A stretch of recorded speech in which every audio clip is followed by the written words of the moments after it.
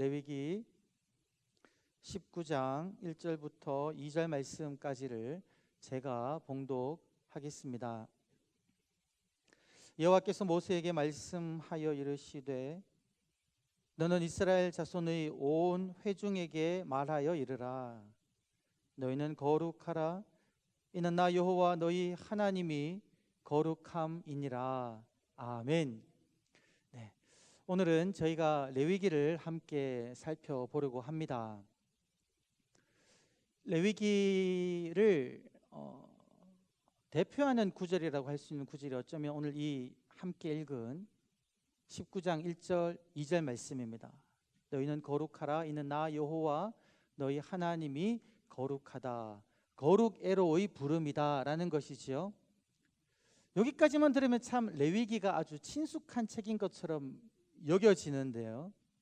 그런데 우리가 이제 1장부터 쭉 보게 되면 참 레위기는 어떨 때는 읽기 어려운 책이라는 느낌을 지울 수가 없습니다. 그런데 제가 지금 하고 있는 것은 말씀의 숲이기 때문에 자세하게 들어가지 않고 레위기를 전체적으로 한번 보려고 하는데요. 레위기를 숲으로 전체적으로 보면 정말로 중요한 책 중에 하나라고 말할 수가 있습니다. 레위기를. 먼저 이 레위기는 그 히브리어로 시작할 때는 어떻게 시작하냐면 이제 히브리어가 이렇게 됩니다. 바이크라인데 바이크라는 뭐냐면 그리고 하나님이 말씀하셨다. 그리고 하나님이 부르셨다.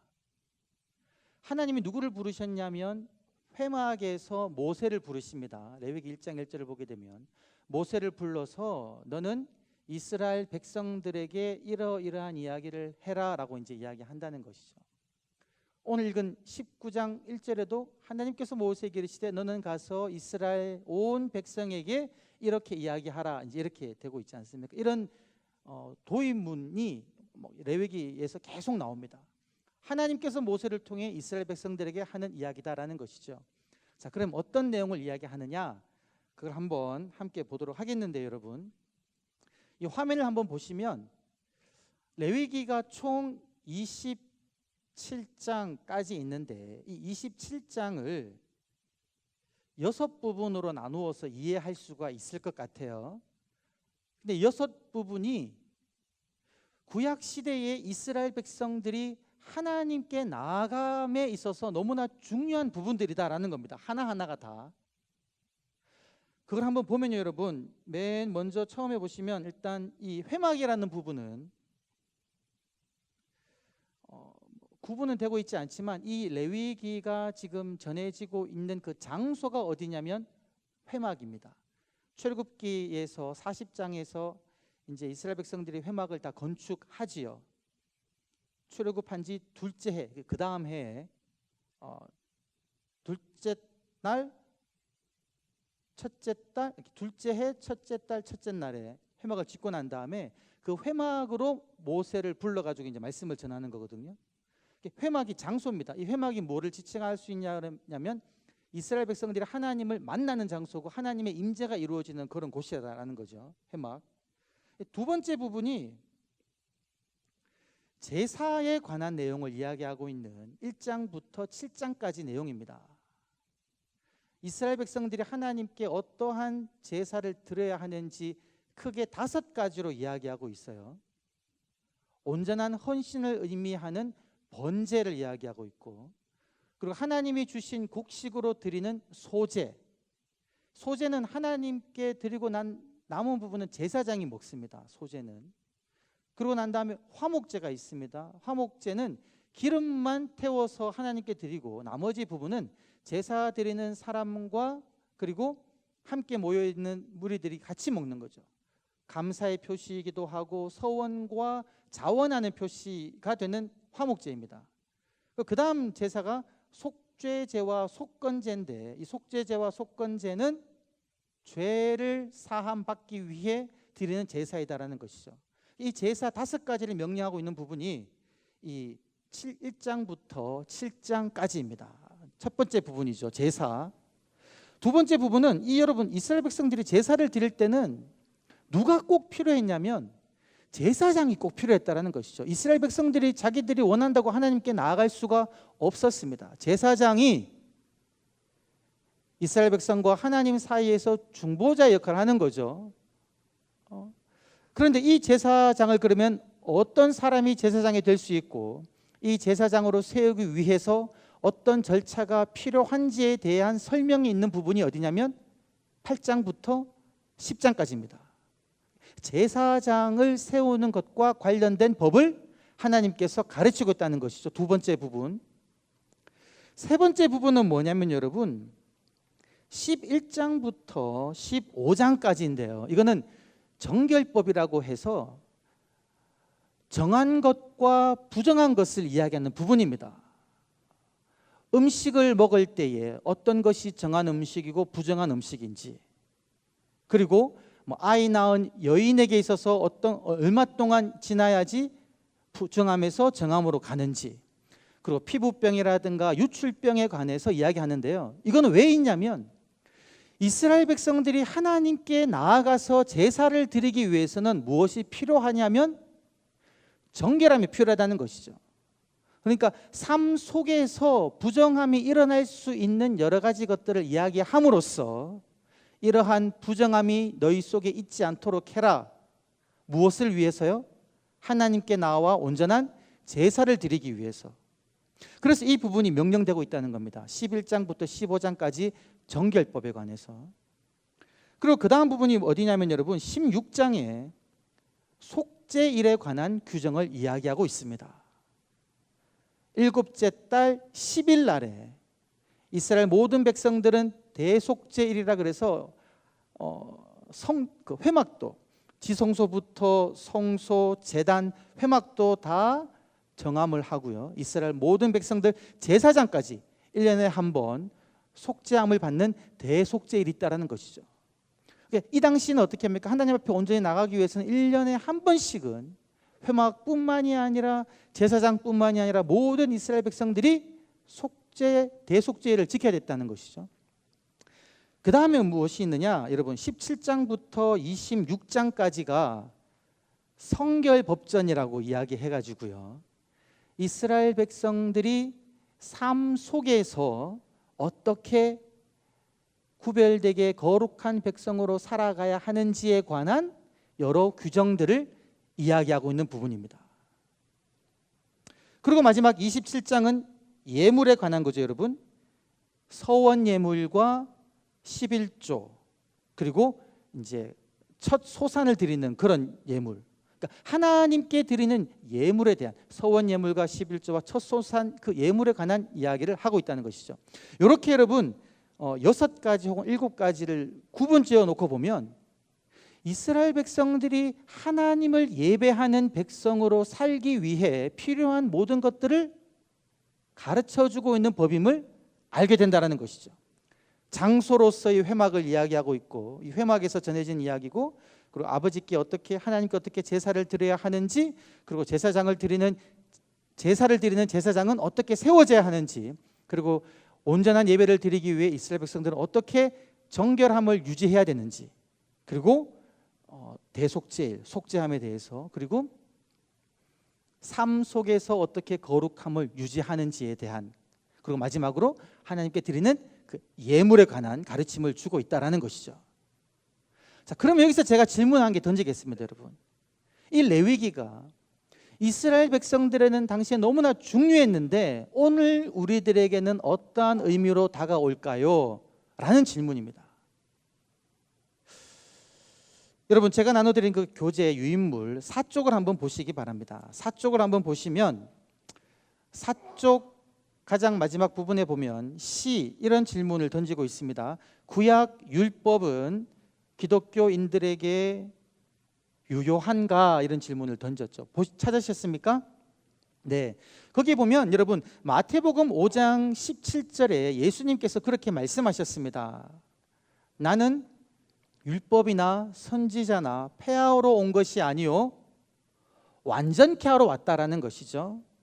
예수님께서는 구약에서 전해진 그 율법을 폐하는 것이 아니라 그거를 온전하게 만들기 위해서 오셨다라는 것이죠. 그러면 구약 율법은 우리가 읽지 말아야 할 내용이 아니라 여전히 우리가 하나님의 말씀으로 읽고 그곳에서 하나님의 뜻을 발견해야 되는 책이다라는 것이죠. 그럼 어떻게 그 뜻을 발견하느냐라는 것인데, 여러분 여기 한번 보시면 2번은 그렇습니다. 제사법. 지금 레위기 1장부터 7장에 나와 있었던 그 제사법. 우리가 소나 양으로 하나님께 제사를 드리지 않지요. 피로, 동물의 피로 우리의 죄를 속하지 않습니다. 그것은 어떻게 온전케 되었습니까? 십자가를 지신 예수 그리스도의 피로 인해서 그 모든 구약에 나와 있는 그 제사들이 온전케 되었다라는 것이죠. 그리스도의 피로 인해서. 그 다음에 두 번째, 여러분 특수한 시민법이라고 이야기하고 있는데요. 시민법이라 하면 제가 아까 말씀드린 성결법전 레위기 17장부터 26장이라든가 혹은 우리 지난번에 출애굽기 할 때에 21장에서 23장에 나와 있는 법들, 그리고 신명기도 신명기 12장부터 26장까지 보면 이스라엘 백성들이 그들이 살아가는 그 가정에서 사회에서 지켜야 하는 여러 가지 법들이 있습니다. 그거는 상황을 전제하는 거거든요. 특수한 상황이 전제되어 있다는 것이죠. 그러한 법들은 오늘날 우리가 그걸 그대로 지킬 수가 없습니다. 어떻게 지키느냐? 그 법의 의미를 지킨다는 것이죠. 의미를 추가하면 됩니다. 자, 그 다음에 4번 보편적 도덕법은 뭐냐면 그때나 지금이나 모든 상황에 적용할 수 있는 법이 있습니다. 예를 들면은 10계명에 나와 있는 도둑질하지 마라, 살인하지 마라, 간음하지 마라, 거짓 증언하지 마라, 이런 법들은 이스라엘이 살았던 그 사회에서나 오늘날 살고 있는 우리 사회에서나 동일하게 적용할 수 있는 법이다라는 것이죠. 결론은 뭐냐면 제사법이든 특수한 시민법이든 도덕법이든 그 법을 하나님께서 주실 때 추구하고자 하셨던 그 의미, 그 뜻, 그것은 다 오늘날 그대로 유지하면서 지킨다라는 것이죠. 그래서 제가 한 가지 그림을 보여드리겠습니다. 화면 한번 보여주시면 여러분, 이 그림은 레위기를 전공하신 그 김경렬 교수님이란 분이 계신데요. 이분이 그 레위기의 신학과 해석이라는 책을 지으셨는데 그 책에 나와 있는 도표인데 이 도표가 구약과 신약을 참 잘 설명하고 있는 것 같아서 제가 우리 성도님들에게 소개해 드리고자 합니다. 여러분, 우리가 구약을 생각하면 그리고 신약을 생각하면 보통 이름을 많이 들어보셨죠. 구약은 율법, 신약은 복음. 구약은 행위, 신약은 은혜. 이렇게 이분법적으로 보는 것은 사실은 성경을 정확하게 파악하는 것이 아닙니다. 구약에도 은혜가 있고요, 신약에도 율법이 있습니다. 우리가 지켜야 할 행동 규범이 있다는 것이죠. 그런데 어떠한 차이가 있느냐, 이렇게 이해하면 좋을 것 같아요. 구약은 여러분 보시면 형식 속에 본질이 있다는 겁니다. 형식 속의 본질.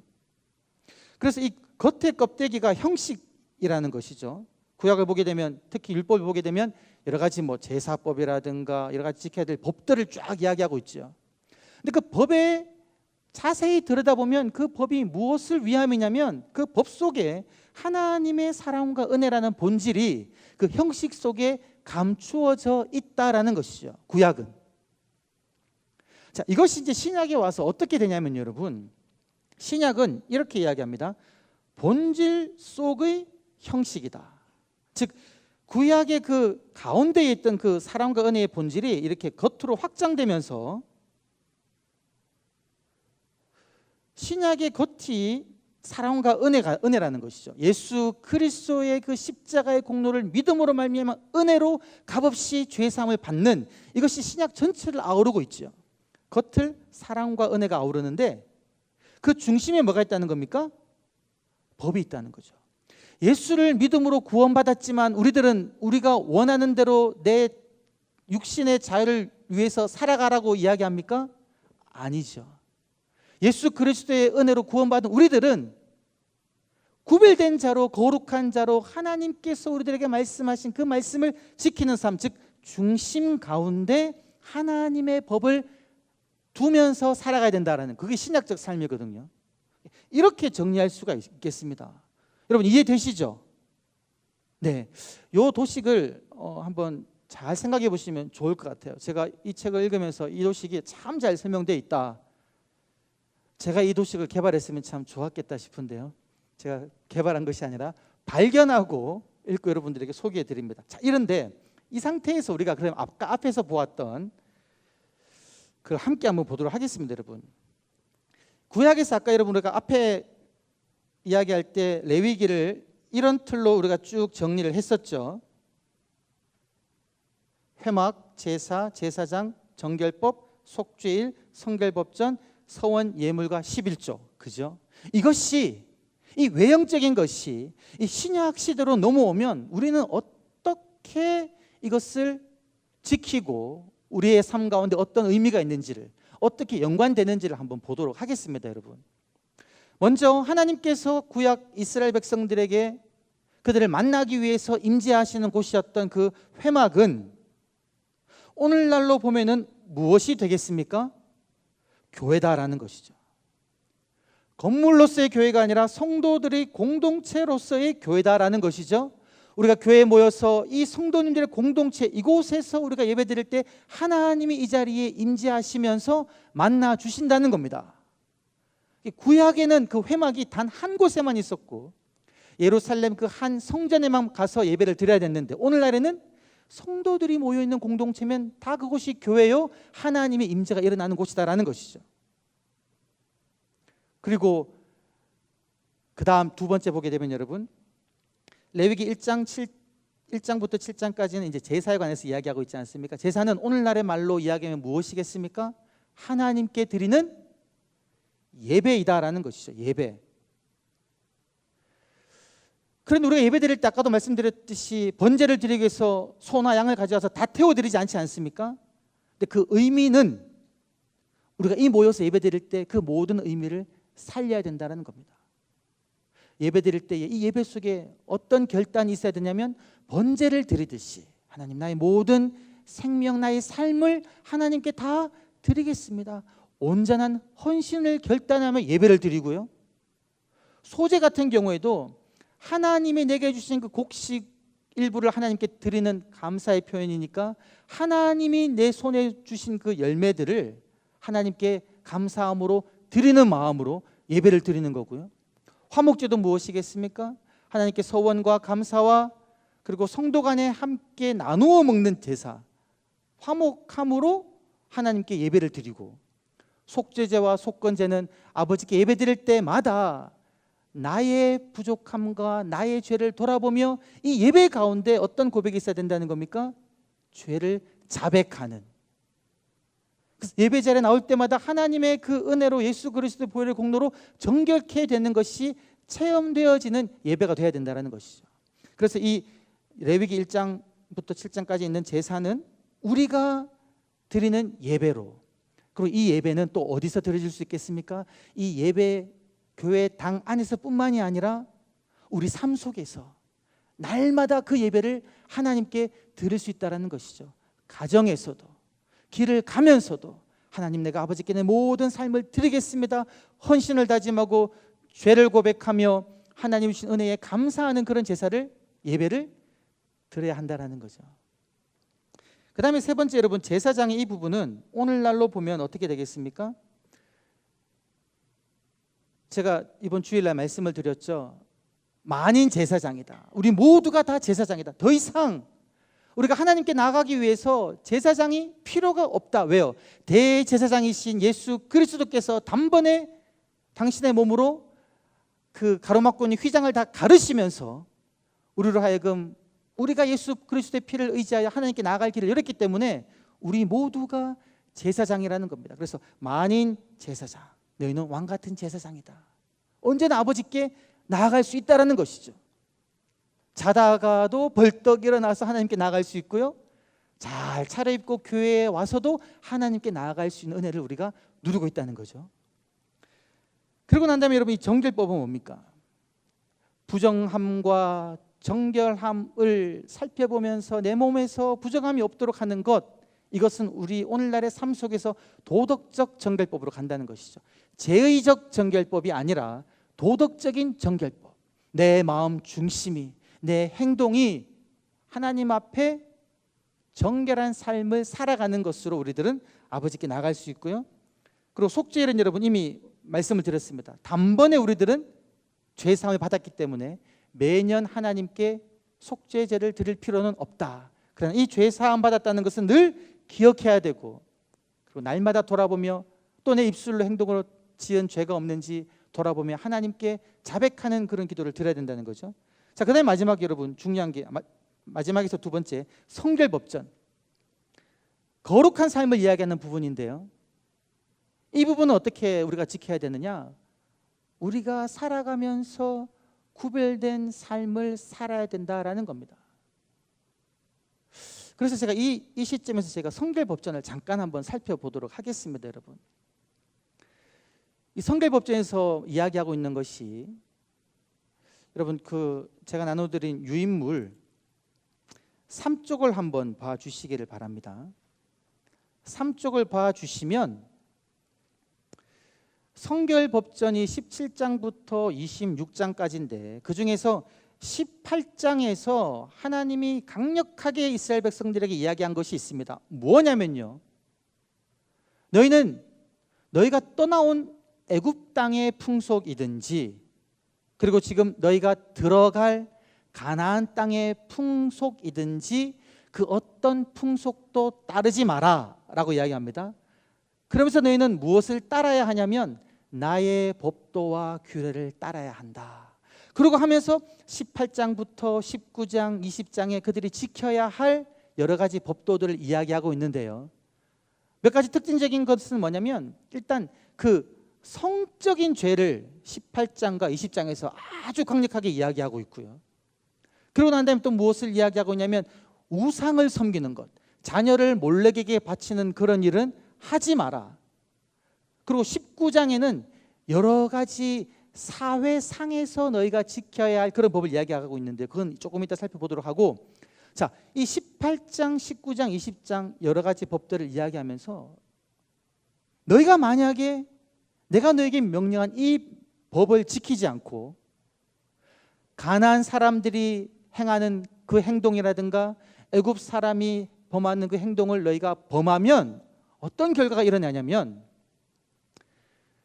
그 땅이 그들을 그 가증한 일로 인하여 토해내 버리는 것처럼 너희들도 그 땅에서 쫓겨날 수 있다라고 경고하십니다.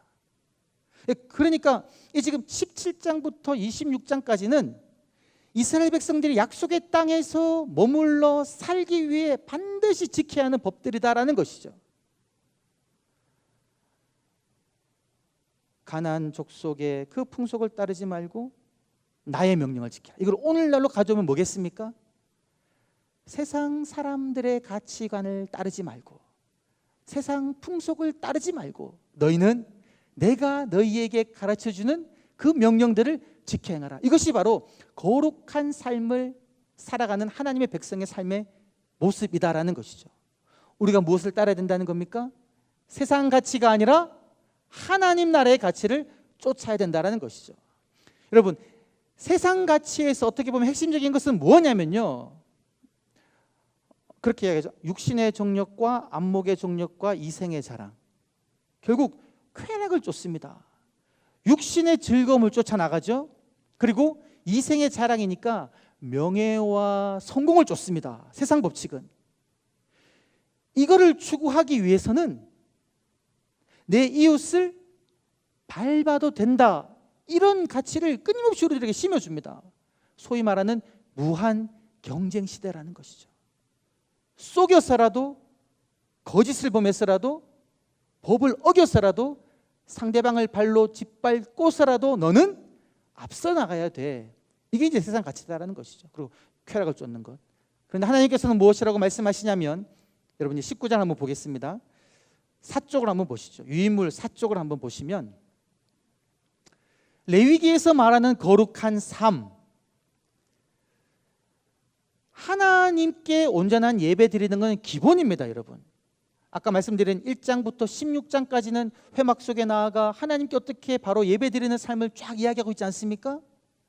그러고 난 다음에 17장부터는 이제 사회 속에서 하나님의 백성으로 어떻게 살아야 되냐면 19장을 쭉 보시면 여러분 첫 번째 부모를 경외한 거, 그 다음에 3번을 보십시오. 3번 곡식과 포도원 수확 시에는 가난한 사람과 거류민 외국인 노동자입니다. 이들을 위하여 남겨두라는 거죠. 이익을 극대화하기 위해서 싹싹 끌지 말고 그들을 생각하며 남겨두라는 거죠. 그리고 4번을 보게 되면 품꾼의 싹 지불하기를 늦추지 마라. 남을 생각하는 삶이죠. 그리고 5번 재판할 때는 공정하게, 뇌물을 받아서 불공정히 하지 말고 공정하게 재판하라는 거죠. 6번 이웃을 사랑할 것. 이 6번과 무엇을 연결지어야 되냐면 9번을 연결지어야 됩니다.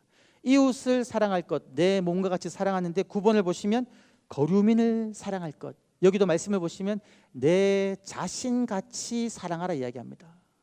여기서 거류민은 누구냐? 외국인 노동자죠. 구약 상황에서도 오늘날 상황에서도 이웃을 내 몸같이 사랑하고 외국인 노동자들을 내 몸같이 사랑하는 것. 그리고 8번을 보시면 노인을 공경할 것. 이러한 삶이 그 가나안 사람이라든가 애굽 사람과 구별되는 삶, 그리고 오늘날로 말하면 세상 사람들과 구별되는 거룩한 삶의 모습이다라는 것이죠. 이것을 우리가 지키면서 살아야 된다라는 겁니다. 그래서 여러분 로마서 12장 1절부터 2절에 그렇게 이야기하고 있죠. 그러므로 형제들아 내가 하나님의 모든 자비하심으로 너희를 권하노니 너희 몸을 하나님이 기뻐하시는 거룩한 산 제사로 드리라. 여기서 말하는 이 산 제사는 교회 나와서 예배 드릴 때만 드리는 제사가 아니라 나의 삶 속에서 이러한 영역에서 거룩하게 구별된 삶을 살아가는, 하나님의 뜻을 이루어 드리는 그러한 삶을 살아가는 자의 모습을 이야기하고 있다는 것이죠. 그러면서 그렇게 이야기하고 있죠. 2절에서 보게 되면 너희는 이 세대를 본받지 말고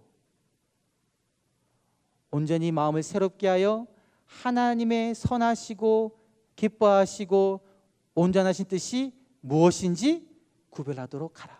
이것이 우리가 신약에서 제시하고 있는 삶인데, 그 로마서 12장 1절 2절이 이야기하고 있는 삶이 결국은 어디에서 이야기하고 있는 삶이냐면 레위기에서 이야기하고 있는 삶이다라는 겁니다.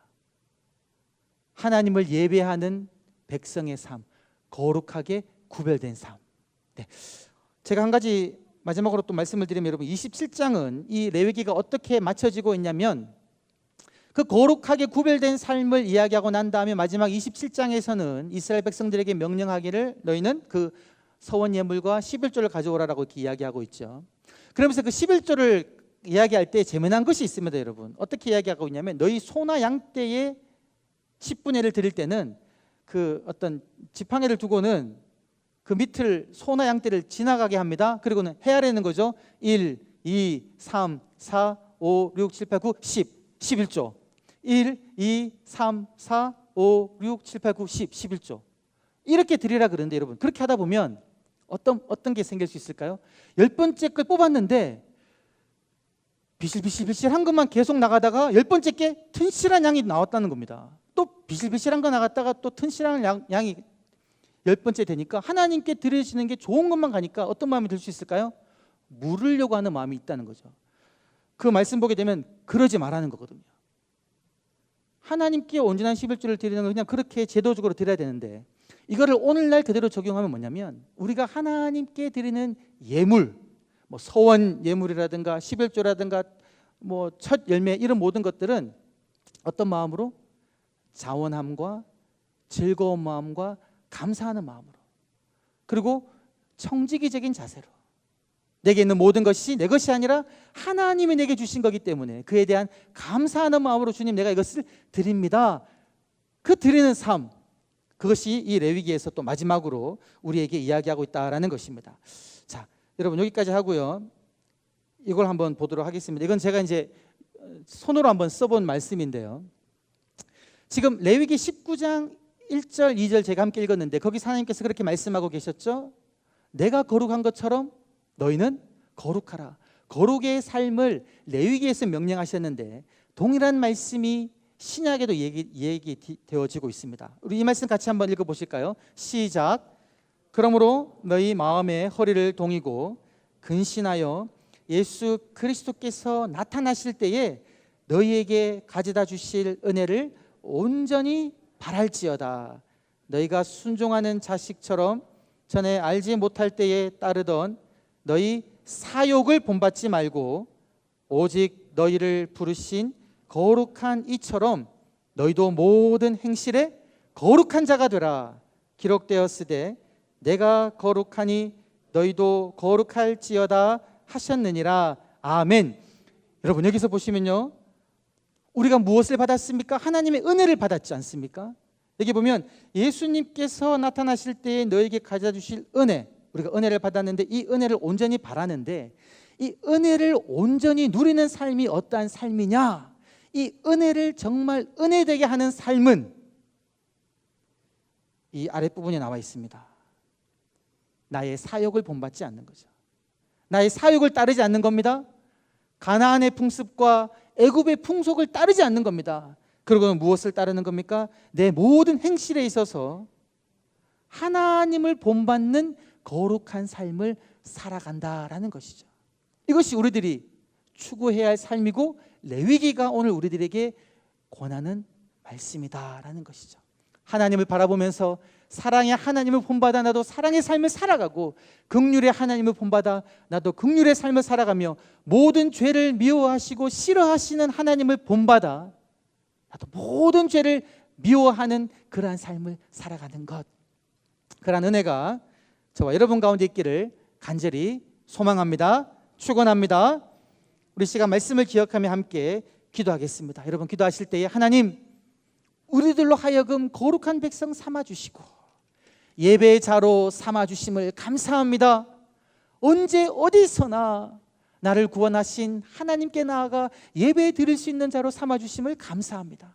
주님, 내가 늘 하나님께 예배 드리는 예배자가 되게 하여 주시고 내 삶 속에서 하나님의 뜻을 본받아 살아가는 거룩한 삶을 살아가는 그러한 사람이 되게 하여 주시옵소서. 나의 말이, 나의 중심이, 나의 행동이 온전히 하나님만을 높이게 하여 주시옵소서. 이런 마음으로 우리 말씀을 기억하며 함께 기도하시고요. 그리고 또 기도하실 때 우리 영동 교회를 위하여 기도하겠습니다. 주님, 이 교회 말씀으로 충만한 교회가 되게 하여 주옵소서. 주의 말씀을 지키는 교회가 되게 하여 주시옵소서. 말씀대로 살아가는 교회가 되게 하여 주옵소서.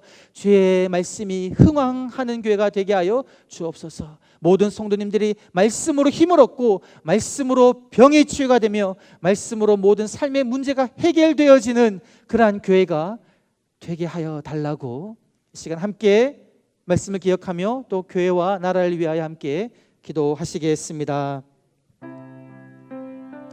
살아계신 아버지 하나님, 감사합니다. 하나님, 거룩한 삶을 살아가도록 우리를 부르신 하나님 찬양합니다. 예배자로 부르신 하나님 찬양합니다. 온전한 헌신의 삶을 살아가려고 부르신 하나님 감사하고 찬양합니다. 오 아버지 하나님, 나는 참으로 죄인이오나 예수 그리스도의 공로로 그 피로 말미암아 내 모든 죄를 사하시고 나를 하나님 자녀로 삼아주심을 참으로 감사합니다. 구별된 삶을 살아가게 하여 주시옵소서. 거룩한 삶을 살아가게 하여 주시옵소서. 세상의 가치와 세상의 그러한 성공을 추구하지 않게 하여 주시옵소서. 세상 모든 사람들이 즐거워하며 쫓아가는 그러한 것을 추구하지 않게 하여 주시고 난 오직 하나님을 따라 하나님의 거룩함을 추구하는 자가 되게 하여 주시옵소서. 주여, 내가 주를 바라봅니다. 하나님의 그 사랑을 바라봅니다. 주님의 그 성님을 바라봅니다. 주님의 그 인자하심을 바라봅니다. 주님의 그 선하심을 바라봅니다. 주여, 내가 선함을 아버지의 생명으로 옮기게 하여 주시고 주여, 내가 거룩하게 하여 주시고 주여, 내가 사랑하게 하여 주시며 주님, 나의 입술에 나의 말과 내 행동이 내 모든 것들이 주님 닮아가는 자가 되게 하여 주시옵소서. 약자를 돌아보게 하여 주시옵소서. 가지지 못한 사람을 긍휼히 여기게 하여 주시옵소서. 아파한 사람을 위로하게 하여 주시옵소서. 주여, 우리 영동길 아버지께서 긍휼하게 해주시옵소서. 하나님의 주의 말씀이 강한 교회가 되기를 간절히 소망합니다. 우리가 주의 말씀을 사모하기를 원합니다. 나의 가치로 살아가는 것이 아니라 주의 말씀을 붙잡을 때에 우리 모든 성도님들에게 말씀의 길을 온전히 보여주시고 주여, 나의 생각이 옳다고 하는 것을 추구하는 것이 아니라 온전히 아버지 앞에 엎드려 하나님의 뜻이 무엇인지를 묻게 하여 주시고 죄의 마음을 품게 하여 주시어 하나님의 말씀으로 강하는 교회가 되게 하여 주시고 모든 성도님들의 삶의 상황들이 하나님의 말씀의 능력으로 해결되어지는 역사가 일어나게 하여 주시옵소서.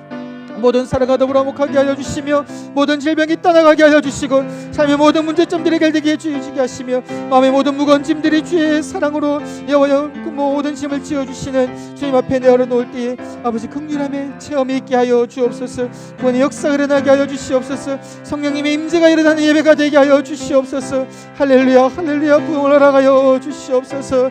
할렐루야. 주님을 찬양하며 나를 붙들어 주시어 여호와 속히 코로나19가 종식되어지게 하여 주시고 우리의 일상을 주님 돌이켜 주시고 하나님이여 정말 확진자가 일어난 이때에 속히 백신과 치료제가 나오게 하여 주시어 주여 우리의 삶이 주님 정말 평범한 삶으로 돌아가게 해 주시며 예배가 회복되어질 수 있도록 주님 역사하여 주옵소서. 교회 학교 아이들의 예배가 회복되어질 수 있도록 주님 붙들어 주시옵소서.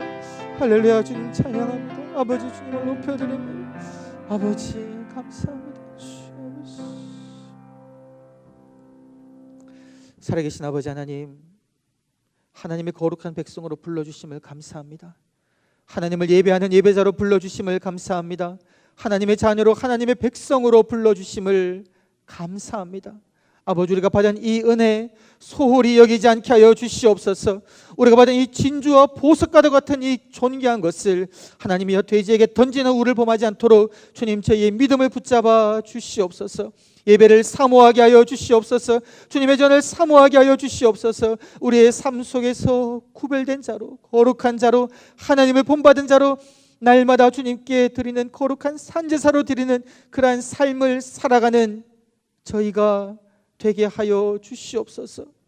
이 교회를 아버지께서 붙잡아 주실 줄 믿습니다. 귀한 교회에서 함께 신앙생활하는 축복을 주셨사오니 오 주님 모든 성도님들이 한마음 한뜻 되게 하여 주시고 서로 사랑하게 하여 주시며 하나님의 마음으로 서로를 존귀 여기게 하여 주시고 주께서 우리에게 주신 귀한 사명과 소명을 온전히 이루어드리는 은혜가 영동교회 가운데 있게 하여 주시옵소서. 믿지 않는 수많은 사람들이 나와서 주님을 영접하게 하여 주시고 세상 속에 빠져나가는 많은 죄인들이 돌아와 하나님의 은혜를 체험하는 그러한 교회가 되게 하여 주시옵소서. 감사드리옵고 구주 예수님의 이름으로 기도드리오며 이제는 주께서 가르쳐주신 기도를 함께 드리오니 하늘에 계신 우리 아버지의 이름을 거룩하게 하시며 아버지의 나라가 오게 하시며 아버지의 뜻이 하늘에서와 같이 땅에서도 이루어지게 하소서. 오늘 우리에게 일용할 양식을 주시고 우리가 우리에게 잘못한 사람을 용서하여 준 것 같이 우리 죄를 용서하여 주시고 우리를 시험에 빠지지 않게 하시고 악에서 구하소서. 나라와 권능과 영광이 영원히 아버지의 것입니다. 아멘.